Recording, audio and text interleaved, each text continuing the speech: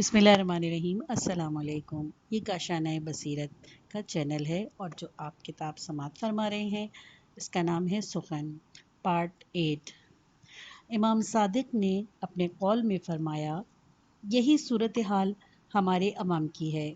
وہ بھی اگر یہ دیکھیں کہ ان کے فقہا بدعمال، شدید تعصب، دنیا پرستی میں مبتلا ہیں، اپنے طرفداروں کی چاہے وہ کتنے ہی نالائق ہوں طرفداری کرتے ہیں، اور مخالفین چاہے کتنے ہی احسان اور نیکی کے مستحق ہوں ان کو کچلنے کی کوشش کرتے ہیں، اس پر بھی آنکھیں بند کر کے ان کی پیروی کریں تو وہ بھی یہودیوں کی طرح مذمت اور ملامت کے مستحق ہوں گے۔ اس سے معلوم ہوا کہ تقلید ممدوح و مشروع کسی کے ہاتھ میں اپنی باغ دینا اور خود آنکھیں بند کر لینا نہیں ہے، بلکہ آنکھیں کھلی رکھنا اور چوکنا رہنا ہے، ورنہ جرم میں شرکت ہو جائے گی اور اس کی ذمہ داری بھی عائد ہوگی۔ عوام کے خیال میں علماء محفوظ اور مستثنیٰ ہیں۔ بعض لوگوں کا خیال ہے کہ وہ گناہ کا اثر سب پر یکساں نہیں ہوتا۔ عوام پر تو گناہ کا اثر ہوتا ہے اور انہیں تقوی و عدالت سے گرا دیتا ہے، مگر علماء پر کوئی اثر نہیں ہوتا کیونکہ وہ ایک طرح سے محفوظ اور مستثنیٰ ہیں۔ یہ ایسے ہی فرق ہے جیسا آب قلیل اور آب کثیر میں ہے کہ اگر پانی کر کی مقدار میں ہو تو وہ نجاست سے متاثر نہیں ہوتا، حالانکہ اسلام اس بارے میں کسی کو مستثنیٰ قرار نہیں دیتا۔ خود پیغمبر اکرم صلی اللہ علیہ وآلہ وسلم کے متعلق قرآن کہتا ہے، ترجمہ: کہہ دیجئے کہ اگر میں اپنے رب کی نافرمانی کروں تو میں ایک دردناک دن کے عذاب سے ڈرتا ہوں۔ ایک اور جگہ ارشاد ہے، ترجمہ: اگر آپ کے عمل میں کسی طرح کا شرک ہو گیا تو آپ کے عمل بیکار ہو جائیں گے۔ یہ سب کچھ یہی تعلیم دینے کے لیے فرمایا گیا ہے کہ کسی کے لیے کوئی امتیاز اور استثناء نہیں ہے۔ حضرت موسیٰ علیہ السلام اور عبد صالح علیہ السلام کا جو قصہ قرآن میں آیا ہے وہ ایک عجیب داستان ہے۔ اس سے ایک اہم نقطہ منکشف ہوتا ہے اور وہ یہ کہ تابع اور پیرو کو بھی اپنے متبوع اور پیشوا کی بات اس وقت تک ماننی چاہیے جب تک اصول اور قانون کی خلاف ورزی نہ ہو، لیکن اگر پیشوا اور رہنما کوئی خلاف قانون کام کرے تو اس پر سکوت جائز نہیں۔ اگرچہ اس داستان میں عبد صالح کا عمل خود ان کے نقطۂ نگاہ سے نہ صرف خلاف اصول نہیں تھا بلکہ عین فرض تھا، کیونکہ وہ وسیع تر افق سے دیکھ رہے تھے اور ان کی نظر باطن پر تھی۔ لیکن سوال یہ ہے کہ حضرت موسیٰ علیہ السلام نے صبر کیوں نہیں کیا اور انہوں نے نکتہ چینی کیوں شروع کر دی؟ حالانکہ انہوں نے وعدہ کیا تھا کہ وہ اعتراض نہیں کریں گے، لیکن پھر بھی اعتراض کیے بغیر نہ رہ سکے۔ کمی یہ نہیں تھی کہ حضرت موسیٰ علیہ السلام نے اعتراض کیوں کیا، بلکہ یہ تھی کہ وہ راز سے آگاہ نہیں تھے، اسی لیے وہ چاہتے تھے کہ بات کی تہ تک پہنچ جائے، لیکن چونکہ ان کی نگاہ میں قانون الہی اور اصول کے خلاف کام ہوا تھا، اسی لیے ان کے ایمان نے اجازت نہیں دی کہ وہ خاموش رہیں۔ بعض لوگوں نے کہا کہ اگر قیامت تک عبد صالح ایسے ہی کام کرتے رہتے تو حضرت موسیٰ علیہ السلام بھی جب تک راز سے آگاہ نہ ہو جاتے اپنی تنقید بند نہ کرتے۔ حضرت موسیٰ علیہ السلام نے ان سے کہا تھا، ترجمہ: کیا میں آپ کے ساتھ رہ سکتا ہوں تاکہ آپ بھی مجھے اس دانش کی تعلیم دیں جو آپ کو سکھلائی گئی ہے؟ انہوں نے جواب دیا، تم میرے ساتھ صبر نہیں کر سکتے، یعنی تم میرے ساتھ رہنے کی طاقت نہیں رکھتے۔ پھر خود ہی اس کی وجہ صاف بیان کر دی۔ جب خلاف قاعدہ کام دیکھو گے اور اس کے راز سے واقف نہیں ہوگے تو اس پر کیسے صبر کرو گے؟ حضرت موسیٰ علیہ السلام نے فرمایا، انشاءاللہ آپ مجھے صابر پائیں گے اور میں کسی معاملے میں آپ کی نافرمانی نہیں کروں گا۔ حضرت موسیٰ علیہ السلام نے یہ نہیں کہا کہ چاہے میں اصل راز کو سمجھوں یا نہ سمجھوں میں صبر کروں گا۔ آپ نے اتنا ہی کہا کہ مجھے امید ہے کہ میں برداشت کروں گا۔ برداشت تو اس وقت تک کر سکتے تھے جب تک راز سے آگاہ ہوتے۔ اس پر مرد صالح نے چاہا کہ حضرت موسیٰ علیہ السلام سے زیادہ صاف الفاظ میں وعدہ لیں کہ راز کو سمجھو یا نہ سمجھو اعتراض نہیں کرو گے جب تک موقع آنے پر میں از خود وضاحت نہ کر دوں۔ اگر میرے ساتھ رہنا چاہتے ہو تو جو کچھ دیکھو اس پر خاموش رہو، بعد میں تمہیں خود بتا دوں گا۔ اب آیت کریمہ میں یہ ذکر نہیں ہے کہ حضرت موسیٰ علیہ السلام نے یہ بات منظور کر لی، صرف اتنا ہی تذکرہ ہے کہ وہ پھر ساتھ چل پڑے۔ اس داستان کا انجام تو سنا ہوگا آپ نے۔ بہرحال میں عرض کرنا چاہتا تھا کہ عالم کی تقلید جو جاہل کرتا ہے اس کا مطلب کسی کے ہاتھ میں باغ ڈور دینا نہیں ہوتا۔ اگر ایسی صورت میں ہو تو وہ تقلید ممنوع ہے، اور اس صورت کی وجہ سے یہ کہا جاتا ہے کہ ہماری سمجھ میں نہیں آتا کہ جاہل کیوں عالم کی تقلید کرے، شاید کوئی شرعی مصلحت ہوگی وغیرہ وغیرہ۔ میں نے یہ قصہ امام صادق علیہ السلام سے مروی حدیث کی تائید میں اور اس کی توضیح کے لیے عرض کیا ہے۔ تقلید مشروع۔ میں ان تقلید ممنوع و مذموم کے بارے میں حدیث کے جو فقرے نقل کیے ہیں، اس کے بعد امام صادق علیہ السلام نے تقلید مشروع و ممنوع کے بارے میں بھی اسی طرح فرمایا ہے۔ ترجمہ: فقہا میں سے جو شخص اپنے آپ کو گناہوں سے بچائے، شیطان کے بہکاوے میں نہ آئے، اپنے دین کی محافظت کرے یعنی دین فروشی نہ کرے، ممکن ہے یا مطلب ہو کہ اپنے دین پر سختی سے قائم رہے، احکام الہی کی اطاعت کرے، تو ایسے شخص کی عوام تقلید کر سکتے ہیں۔ کیونکہ یہ نکتہ بھی قابل وضاحت ہے کہ جہاں تک کہ خواہشات نفسانی کی مخالفت کا تعلق ہے، ایک عالم روحانی کے سلسلے میں اس کا اور مطلب ہے، اور ایک عام کے سلسلے میں اور، کیونکہ ہر شخص کی خواہشات نفسانی مختلف ہیں۔ جو ان کی خواہش نفسانی کچھ اور چیز ہے اور بوڑھے کی کچھ اور، جوان کی کچھ اور۔ جو شخص جس مقام، جس درجہ، جس طبقے اور جس عمر سے تعلق رکھتا ہو، اس کے مطابق اس کی خواہشات ہوں گی۔ ایک عالم روحانی کی ہوا پرستی کا معیار یہ نہیں کہ ہم یہ دیکھیں کہ وہ مثلاً وہ شراب پیتا ہے یا نہیں، جوا کھیلتا ہے یا نہیں، تارک صوم و صلاۃ ہے یا نہیں۔ اس کی ہوا پرستی عزت و جاہ کی خواہش، دستبوسی، شہرت و مقبولیت کی آرزو، اور اس بات کی تمنا ہے کہ لوگ اس کی جنبش سر پر حرکت کریں۔ یہ بھی دیکھنا ہوگا کہ وہ بیت المال کی رقم اپنی شان جمانے یا اپنے خاص لوگوں پر تو خرچ نہیں کرتا۔ اسی قسم کی اور باتیں۔ اس کے بعد امام علی علیہ السلام نے فرمایا، ترجمہ: یہ فضائل، یہ اور خوبیاں صرف بعض شیعہ فقہا میں ہیں، سب میں نہیں۔ اس حدیث کے آخری فقرے مسئلہ اجتہاد و تقلید پر ایک سند کی حیثیت رکھتے ہیں۔ پس معلوم ہوا کہ اجتہاد اور تقلید دونوں کی دو قسمیں ہیں، ایک مشروع اور دوسری ممنوع۔ میت کی تقلید کیوں جائز نہیں؟ ہمارے فقہ میں یہ مسئلہ مسلمات میں سے ہے کہ تقلید میت ابتداً جائز نہیں۔ تقلید میت صرف اس صورت میں جائز ہے جب کوئی شخص میت کے زمانہ حیات میں اس کی تقلید کرتا رہا ہو، مگر اس کے لیے بھی زندہ مجتہد کی اجازت ضروری ہے۔ مجھے اس مسئلے کے فقہی دلائل سے تو سروکار نہیں، لیکن اس قدر کہہ سکتا ہوں کہ یہ خیال بہت ہی بنیادی نوعیت کا ہے، بشرط یہ کہ اس کا مقصد واضح ہو جائے۔ اس طرز فکر کا پہلا فائدہ تو یہ ہے کہ یہ علوم دینی کی بقا کا مؤثر ذریعہ ہے، اور اس طرح اسلامی علوم نہ صرف محفوظ رہتے ہیں بلکہ ان میں یومیاً فی یومیاً ترقی ہوتی رہتی ہے اور ارتقاء کا عمل جاری رہتا ہے، نئی نئی مشکلات حل ہوتی رہتی ہیں۔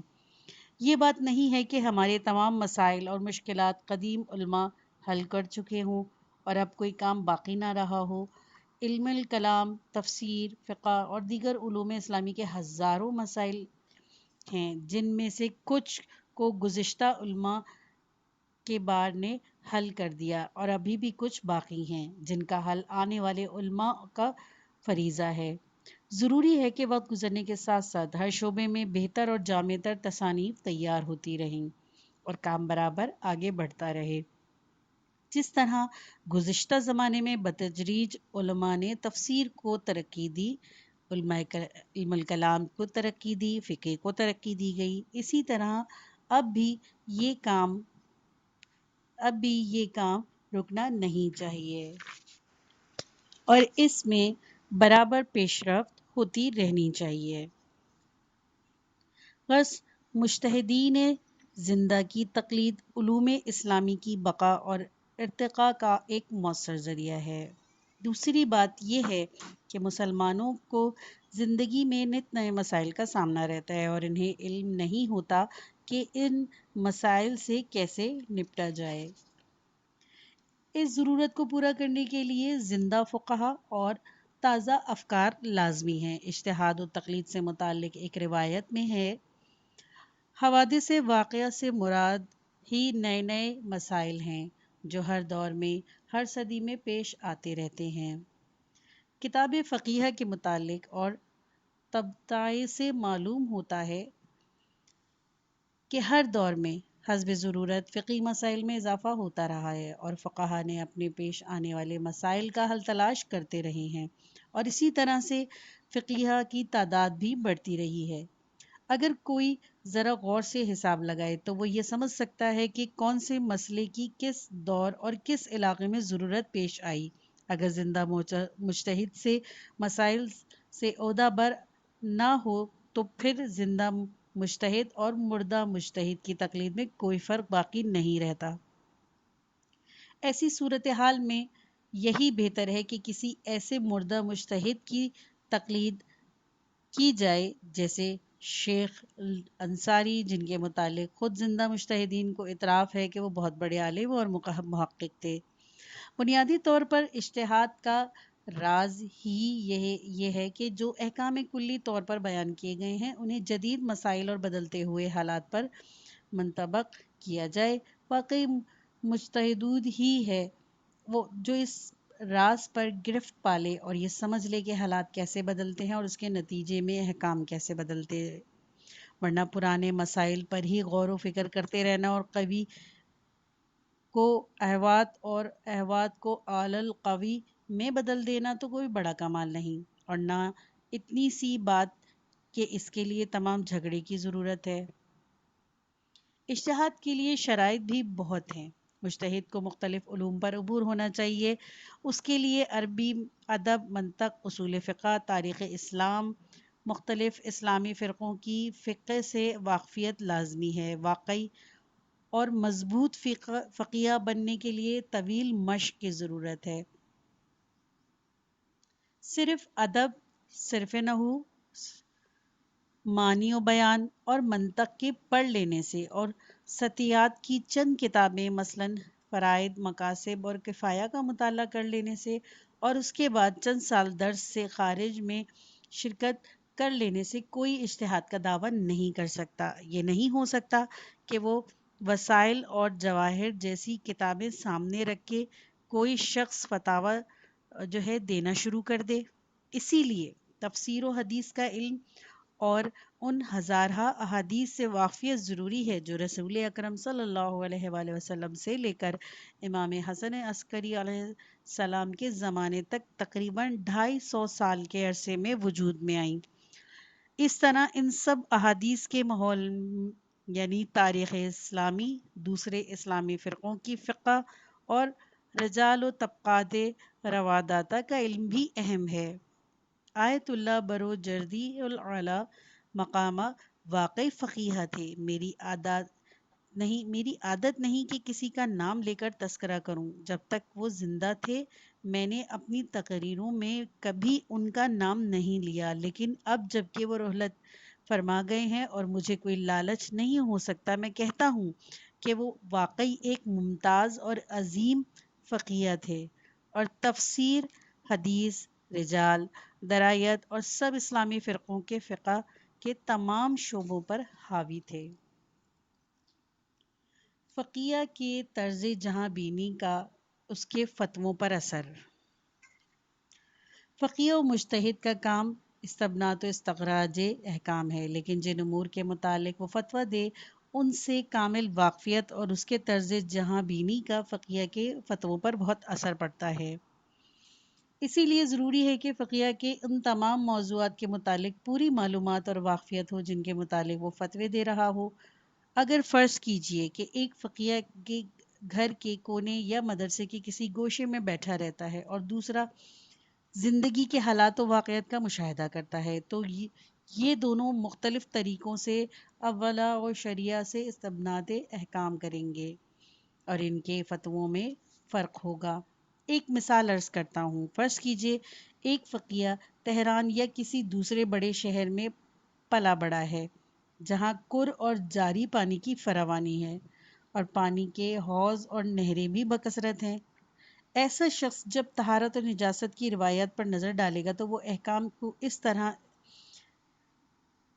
استبنات کرے گا کہ وہ احتیاط اور بہت سی چیزوں سے اجتناب پر زور دے گا، لیکن اگر یہی شخص خانہ خدا کی زیارت کے لیے جائے اور وہاں پانی کی کمی کو دیکھے تو اور طہارت و نجاست کے بارے میں اس کا نقطہ بدل جائے گا۔ اس سفر کے بعد اگر وہ طہارت و نجاست سے متعلق روایات کی طرف رجوع کرے گا تو ان کا مفہوم ہی کچھ اور ہوگا۔ اگر کوئی شخص مختلف فقہا کے فتاویٰ کے مقابلہ کرے اور ساتھ ہی ان کی شخصیات اور مسائل زندگی کے بارے میں ان کے طرز فکر کا مطالعہ کرے گا تو وہ دیکھے گا کہ کس طرح ایک فقیہ کا ذہنی پس منظر اور باہر کی دنیا کے متعلق اس کی معلومات اس کے فتویٰ پر اثر انداز ہوتی ہے۔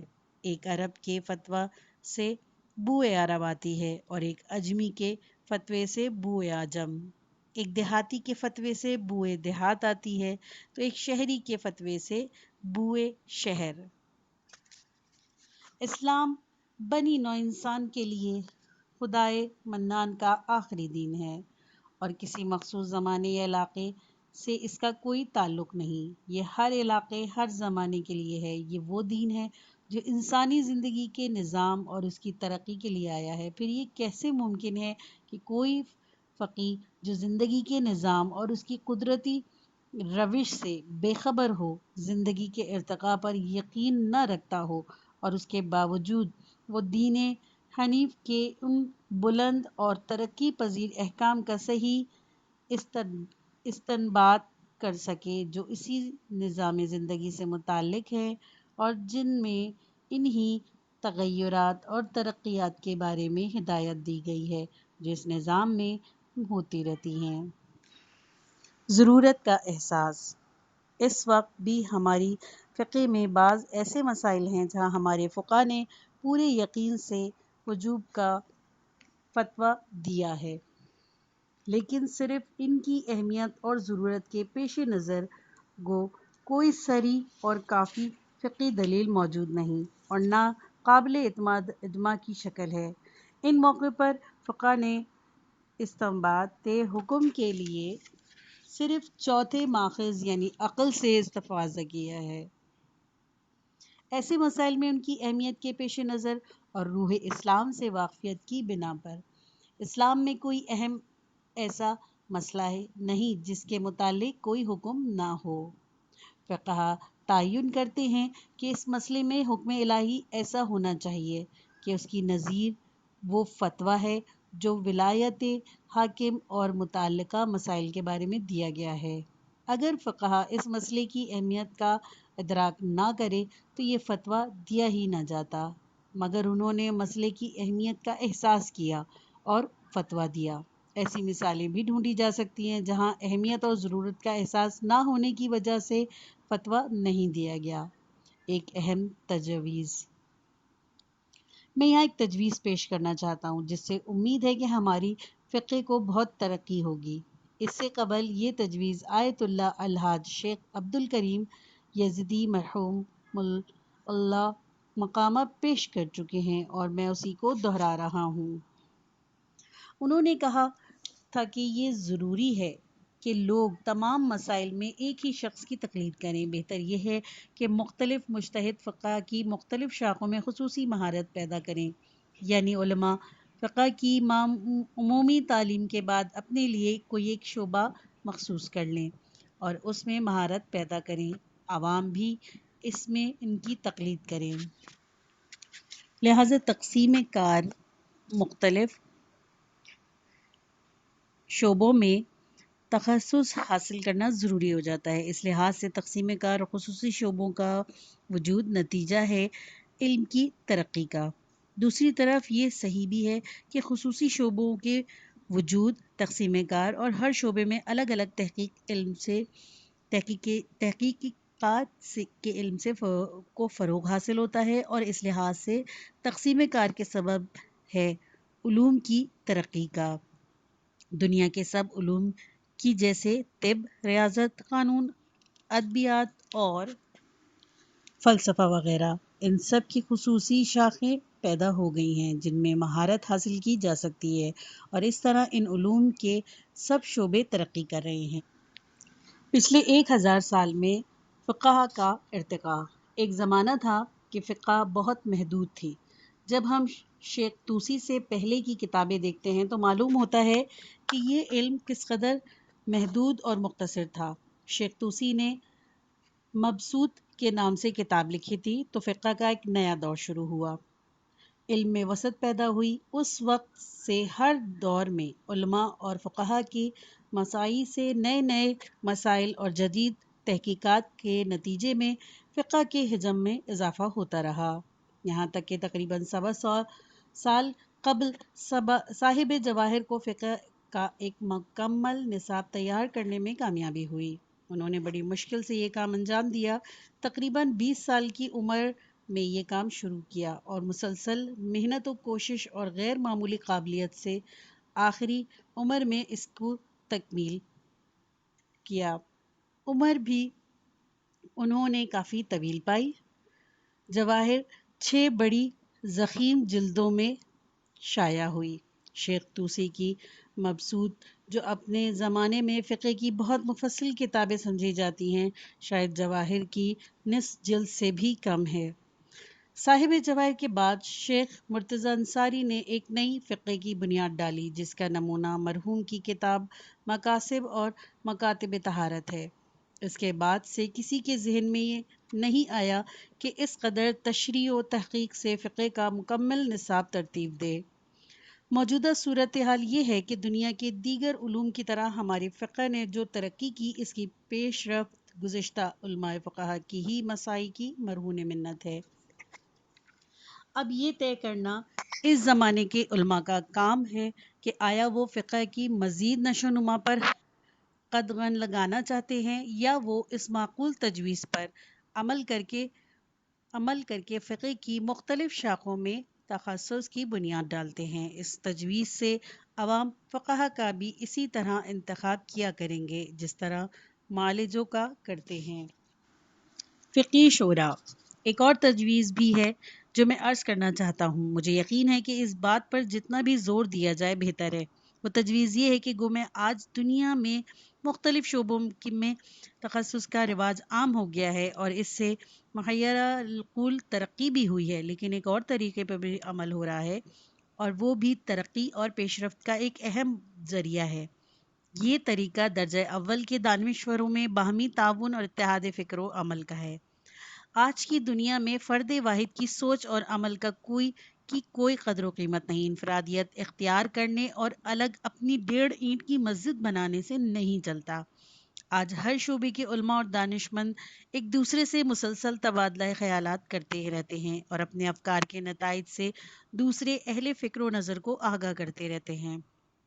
حتیٰ کہ ایک بر اعظم کے عالم دوسرے بر اعظم کے عالموں کے ساتھ فکری تعاون کرتے ہیں۔ درجہ اول کے عالموں کے درمیان اس تعاون اور تبادلہ خیالات کا نتیجے میں جو صحیح اور مفید نظریہ وجود میں آتا ہے وہ بہت جلد شہرت حاصل کر لیتا ہے۔ اگر نظریہ غلط ہو تو جلد ہی اس کی غلطی واضح ہو جاتی ہے اور وہ نظریہ متروک ہو جاتا ہے۔ ایسا نہیں ہوتا کہ نظریہ پیش کرنے والے عالم کے شاگرد سال ہر سال تک غلطی میں مبتلا رہیں۔ بدقسمتی سے ہمارے ہاں نہ تقسیم کار ہے اور نہ ہی ابھی تک تخصص کا رواج پیدا ہوا ہے، نہ باہمی تعاون ہے، نہ فکری اتحاد۔ ظاہر ہے کہ اس حالات میں مشکلات کو حل کرنے اور علوم میں پیش رفت کی کیا توقع کی جا سکتی ہے؟ علمی مشاورہ اور تبادلے افکار کی اہمیت اس قدر واضح ہے کہ اس سلسلے میں کسی استدلال کی ضرورت نہیں، لیکن یہ واضح کرنے کے لیے کہ خود اسلام میں یہ ترقی یافتہ خیال نہ صرف موجود ہے بلکہ اس کے بارے میں حکم بھی ہے۔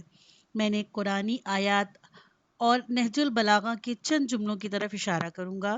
سورہ شعراء میں ارشاد ربانی ہے، اس آیت کریمہ میں مومنین اور پیروان اسلام کے یہ اوصاف بیان کیے گئے ہیں۔